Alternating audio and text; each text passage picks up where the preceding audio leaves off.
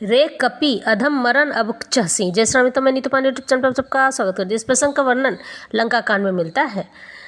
आज रावण श्री रामचंद्र जी की अवहेलना करता है तो अंगद अपने श्री रामचंद्र जी की स्तुति गाते हुए कहते हैं, रे कपि अधम मरण अब चहसी, छोटे बदन बात बड़ी कहसी, कटु जलपसी जड़ कपि बल जाके, बल प्रताप बुद्धि तेज न ताके, अगुन अमान जनिते ही दिन, पिता बनवास सो दुख अरु जुबती, बिरह पुनि निसी दिन समत्रास, जिनके बल कर गर्व तो ही ऐसे मनुज अनेक, खाही निशाचर दिवस निसी, मूल समझुत चिट्टेक, जब ते ही किन राम क निंदा, क्रोधवंत अति भयउ कपिंदा, हरिहर निंदा सुने जो काना, होय पाप गोधात समाना, कटकटान कपि कुंजर भारी, दुहु भुज दंड तम की महिमारी, डोलत धरनी सभासद खसे, चले भाजी भय मारुत ग्रसे, गिरत संभारी उठा दस कंदर, भूतल परे मुकुट अति सुंदर, कछु तेहि ले निज सिरन्नि सवारे, कछु अंगद प्रभु पास पवारे, आवद मुकुट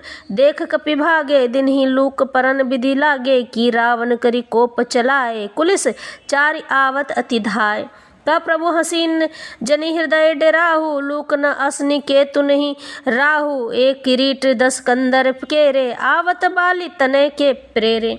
अरे नीच बंदर, अब तू मरना ही चाहता है, इसी से छोटे मुंह बड़ी बात कहता है। अरे मूर्ख बंदर, तू जिसके बल पर कछु कड़वे वचन बक रहा है, उसमें बल प्रताप बुद्धि अथवा तेज कुछ भी नहीं है। उसे गुणहीन और मानहीन समझकर ही तो पिता ने वनवास दे दिया। उसे एक तो वह उसका दुख, उस पर युवती स्त्री का विरह, और फिर रात दिन मेरा डर बना रहता है।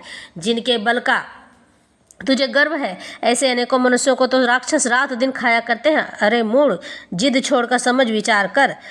जब उसने श्री राम जी की निंदा की तब तो कपि श्रेष्ठ अंगद अत्यंत क्रोधित हुए, क्योंकि शास्त्र ऐसा कहते हैं कि जो अपने कानों से भगवान विष्णु और शिव की निंदा सुनता है उसे गोवध के समान पाप होता है। वानर श्रेष्ठ अंगद बहुत जोर से कटकटाते हुए शब्द किया और उन्होंने तमक कर जोर से अपने दोनों भुजदंडों को पृथ्वी पर दे मारा। पृथ्वी हिलने लगी, जिससे बैठे हुए सभासद के गिर पड़े और भय रूपी पवन भूत से ग्रस्त होकर भाग चले। इस पर रावण गिरते गिरते संभल कर उठा। उसके अत्यंत सुंदर मुकुट पृथ्वी पर गिर पड़े। कुछ तो उसने उठाकर अपने सिरों पर सुधार कर रख लिया और कुछ अंगद ने उठाकर प्रभु श्री रामचंद्र जी के पास फेंक दिए। मुकुटों को आते देखकर वानर भागे। सोचने लगे, विधाता, क्या दिन में ही उल्कापात होने लगा, तारे टूटकर गिरने लगे, अथवा क्या रावण ने क्रोध करके 4 वज्र चलाए हैं जो बड़े भधाय के साथ वेग से आ रहे हैं। प्रभु ने उनसे हंसकर कहा, मन में डरो नहीं, ये न उल्का है, न वज्र है, न केतु, न राहु ही। अरे भाई, ये तो रावण के मुकुट हैं जो बाली पुत्र अंगद के फेंके हुए आ रहे हैं। पवन पुत्र